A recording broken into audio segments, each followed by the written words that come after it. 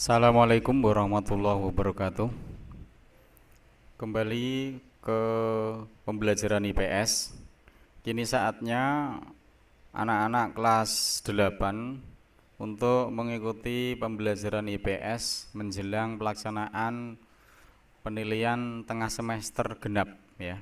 Untuk kali ini saya akan menjelaskan pembelajaran melalui buku panduan atau buku siswa materi pembelajaran IPS SMP kelas 8 ya. Ini kalau di buku BSE ada pada halaman 166 sampai 180. Saya sengaja tidak membuat PowerPoint tetapi lebih mengarah kepada buku materi pembelajaran ya. Nanti saya tunjukkan poin-poinnya. Untuk pembelajaran pada kesempatan ini kita membahas tentang ekonomi maritim dan agrikultur. Sebelum pembelajaran lebih jauh, mari kita kenali lebih dahulu arti kata maritim maupun agrikultur. Sebagian anak mungkin ini adalah kata-kata yang asing, tetapi sebagian yang lain mungkin sudah mengenal istilah maritim dan juga agrikultur. Kedua istilah ini sebenarnya erat sekali dengan kehidupan kita sehari-hari ya. Kata maritim ini mengacu kepada kelautan. Jadi segala sesuatu yang dihasilkan oleh laut itu kita bisa katakan maritim ya. Kemudian agrikultur ini erat kaitannya dengan istilah pertanian. Ya, jadi kelautan dan pertanian saya kira ini sangat erat sekali dengan kehidupan kita sehari-hari. Nah, penguatan ekonomi maritim ya. Jadi kenapa harus dikuatkan? Ini tujuannya adalah agar ekonomi Indonesia menjadi meningkat. Kenapa? Karena Indonesia mempunyai hasil ekonomi maritim yang sangat besar. Nah, kita lihat saja potensi ekonomi maritim Indonesia ini dilakukan di wilayah pesisir dan lautan serta di darat yang menggunakan sumber daya alam ya. Jadi bisa di darat, bisa di laut begitu ya. Nah, di sini bisa dicontohkan bahwa hasil laut Indonesia ternyata sangat luar biasa, baik dari rumput laut maupun hasil perikanan yang ada di Indonesia.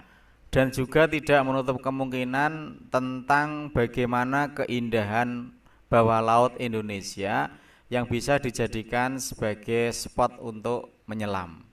Ya, artinya tidak hanya hasilnya saja, tapi keindahan laut yang bisa digunakan untuk mendatangkan sektor pariwisata Indonesia. Contohnya adalah kalau kita berbicara masalah tentang keindahan dalam laut, ada Taman Laut Bunaken ini di Sulawesi Utara, ada Raja Ampat, ada Labuan Bajo dan Wakatobi ya. Jadi kalau anak-anak punya hobi untuk snorkeling misalnya, itu bisa datang ke tempat-tempat ini ya. Nah, di dalam pembahasan tentang potensi ekonomi maritim Indonesia, ini kita harus punya pandangan terhadap perekonomian itu, yaitu dalam bentuk pertanyaan, misalnya apa yang diproduksi, bagaimana produksinya, untuk siapa diproduksi. Sebagai contoh, kalau kita kenal dengan misalnya rumput laut ya. Indonesia kan banyak menghasilkan rumput laut ya. Di sini kita bisa menjadikan tiga komponen ini dalam bentuk pertanyaan. Apa yang harus diproduksi? Nah, misalkan kalau ada rumput laut, kita bisa memproduksi apa? Dengan memproduksi misalkan agar-agar. Nah, terus bagaimana berproduksi? Ini dilakukan di mana? Misalkan dengan mendirikan suatu pabrik atau perusahaan. Lah nanti hasilnya akan digunakan untuk siapa saja. Mungkin kalau misalkan kualitasnya sangat bagus, tidak hanya digunakan untuk masyarakat dalam negeri, tetapi juga bisa digunakan untuk diekspor. Ya.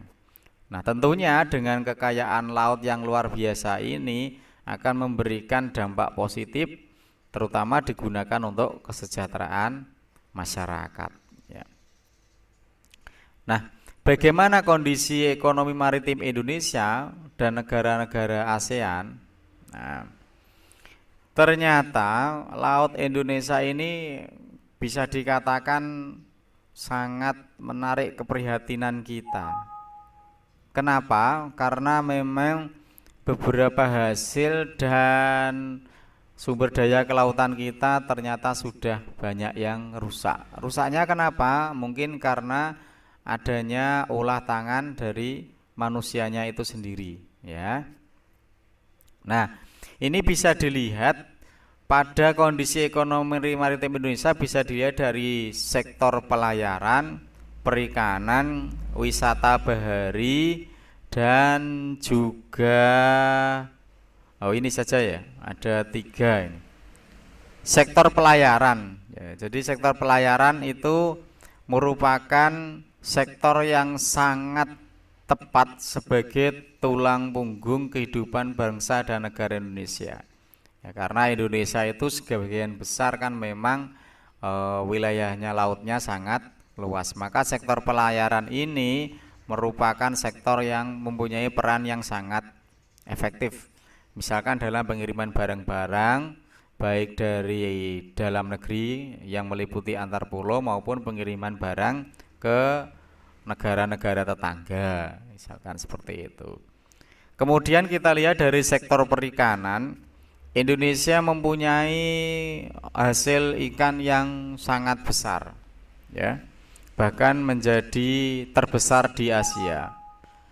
Namun demikian, dalam sektor perikanan pendapatan nasional masih rendah. Kenapa? Karena mungkin pemanfaatan hasil ikan di Indonesia tidak dikelola secara maksimal. Kemudian maraknya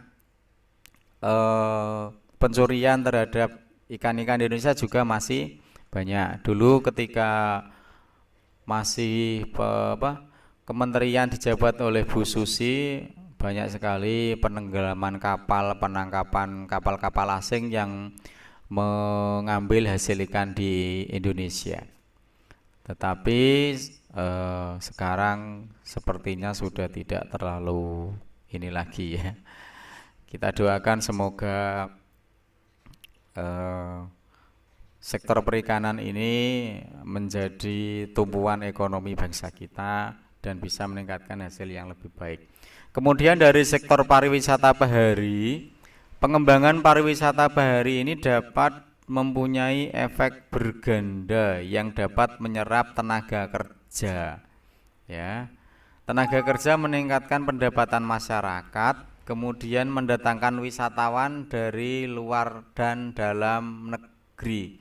Nah, kenyataannya memang Indonesia memiliki daerah-daerah tujuan wisata yang sangat menarik wisatawan asing. Sebagai contoh, pantai di wilayah Bali terutama itu sangat dikenal oleh masyarakat luar negeri. Makanya sektor pariwisata bahari ini sangat memberikan sumbangsi yang besar dalam meningkatkan pendapatan ekonomi nasional, dalam menambah devisa negara, ya.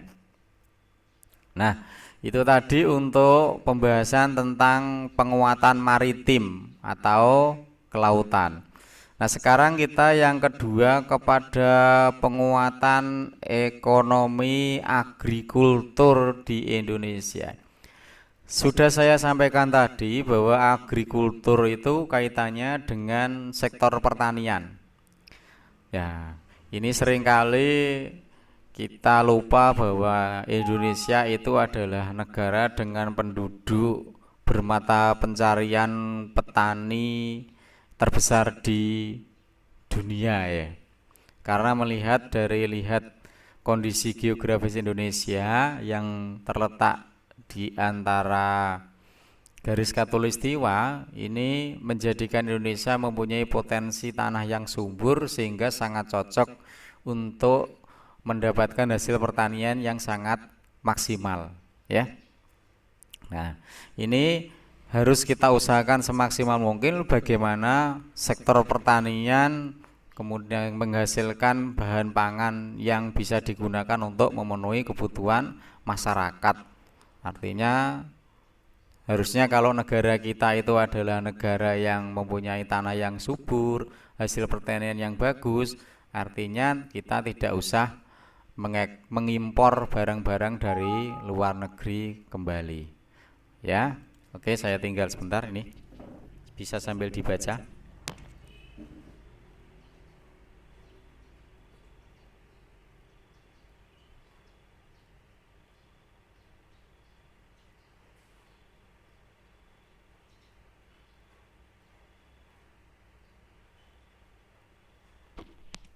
Nah, makanya dari itu untuk potensi pertanian ini memang harus benar-benar mendapatkan perhatian dari pemerintah supaya bisa memberikan hasil yang sebesar-besarnya. Ya. Itu ya. Nah, perannya untuk agrikultur di Indonesia adalah yaitu potensi sumber daya alam yang besar dan beragam, ya, menghasilkan berbagai macam hasil pertanian dan perkebunan. Kemudian bisa digunakan sebagai pangsa terhadap ekspor nasional. Nah, besarnya penduduk Indonesia yang menggantungkan hidupnya pada sektor agrikultur atau pertanian ini. Nah, perannya dalam menyediakan pangan masyarakat menjadi basis pertumbuhan di pedesaan, gitu ya. Tetapi di dalam perkembangannya untuk agrikultur Indonesia juga mengalami beberapa hambatan. Di antaranya adalah skala usaha pertanian pada umumnya relatif kecil, modal terbatas, penggunaan teknologi masih sangat sederhana, sangat dipengaruhi musim. Nah, buktinya kita hasil panen juga tergantung pada musim. Misalnya daerah kita menghasilkan padi hanya pada saat musim hujan. Jadi 1 tahun hanya panen 1 atau kadang 2 kali, ya. Nah, pada umumnya berusaha dengan tenaga kerja keluarga karena memang mungkin lahan pertaniannya yang sempit dan pekerjaannya dilakukan secara tradisional, ini mengandalkan pada tenaga kerja.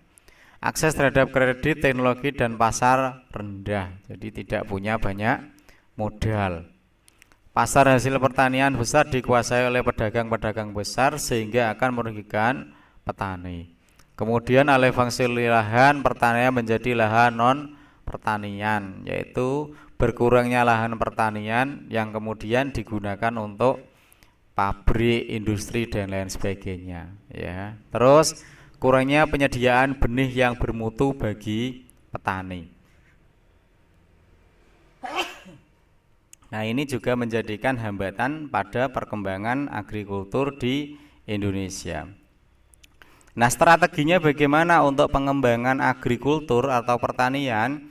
Bisa melalui eco farming, bisa melalui distribusi pupuk secara merata, dan juga melalui perbaikan irigasi. Eco farming ini bisa dilakukan dengan peningkatan sistem budidaya di sektor pertanian yang ramah lingkungan dan integrasi dengan kearifan lokal di setiap daerah Indonesia, ya. Nah, namanya eco farming. Nah, kemudian distribusi pupuk secara merata. Nah, ini yang menjadi masalah yang besar bagi kita sekarang. Mendapatkan pupuk ini sangat terbatas dan juga sangat susah. Nah, kemudian adanya perbaikan irigasi, dan ini sudah diwujudkan oleh presiden kita dengan dibentuknya beberapa waduk, dam, dan bendungan yang hampir merata di seluruh wilayah Indonesia, ya. Ini beberapa usaha-usaha yang dilakukan dalam rangka peningkatan pengembangan agrikultur di Indonesia. Baik anak-anak sekalian, saya kira sudah panjang lebar saya jelaskan tentang materi agrikultur dan pertanian yang ada di Indonesia. Saya kira cukup sekian. Terima kasih atas perhatian anak-anak. Selamat pagi, jaga iman, jaga imun. Semoga kita tetap sehat. Dan jangan lupa untuk video yang saya berikan, tuliskan nama dan kelas, dan kalau bisa tolong di subscribe sehingga anak-anak tidak ketinggalan tentang video-video pembelajaran materi IPS yang saya berikan. Akhirul kalam wabillahi taufik walhidayah. Wassalamualaikum warahmatullahi wabarakatuh.